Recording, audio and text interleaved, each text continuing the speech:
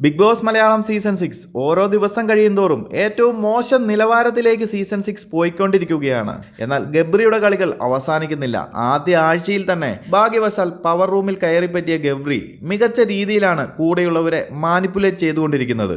കൂടെയുള്ളവരെന്ന് പറയുമ്പോൾ ശ്രീരേഖ, ജാൻമണി, യമുന റാണി, നിഷാന എന്നിവരെ മികച്ചൊരു ഗെയിം തന്നെയാണ് ഗബ്രി നടത്തിക്കൊണ്ടിരുന്നതും. എന്നാൽ അതിനിടയിൽ ഗബ്രിക്ക് പറ്റിയ ഒരു അബദ്ധമാണ് ജാസ്മിനുമായുള്ള ഫ്രണ്ട്ഷിപ്പ് അല്ലെങ്കിൽ പ്രേമനാടകം എന്നൊക്കെ വിശേഷിപ്പിക്കാവുന്ന ഒരു പ്ലേ.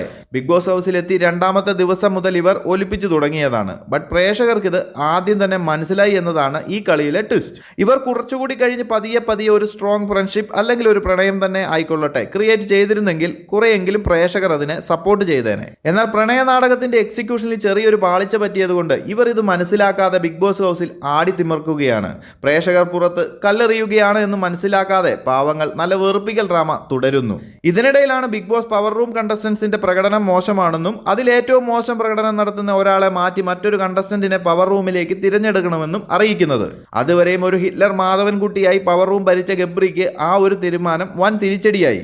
അവിടേക്ക് ഒരു മെയിൽ കണ്ടസ്റ്റന്റ് വന്നാൽ തന്റെ സ്ഥാനം തെറിക്കുമെന്നും തന്റെ കളികൾ നടക്കില്ല എന്നും മനസ്സിലാക്കിയ ഗബ്രി പവർ റൂമിലേക്ക് വരാൻ തിരഞ്ഞെടുത്ത ജാസ്മിൻ, സിജോ, ഋഷി എന്നിവരിൽ സിജോയെയും ഋഷിയെയും തന്ത്രപൂർവ്വം തന്റെ കൂടെയുള്ള ഫീമെയിൽ പവർ റൂം കണ്ടസ്റ്റൻസിന് മുന്നിൽ മാനിപ്പുലേറ്റ് ചെയ്ത് ഒഴിവാക്കുന്നു. എന്നിട്ട് പ്രണയ നാടകത്തിലെ പാർട്ണറായ ജാസ്മിനെ പവർ റൂമിൽ എത്തിക്കുന്നു. ഒരു തോൽവിയായിരുന്ന പവർ റൂമിനെ ഇപ്പോൾ ഒരു വൻ തോൽവിയാക്കി മാറ്റിയിരിക്കുകയാണ്.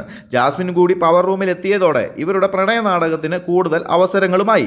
എന്തായാലും പ്രേക്ഷകർക്ക് ഈ വെറുപ്പിക്കൽ കാണാൻ തന്നെയാകും വിധി.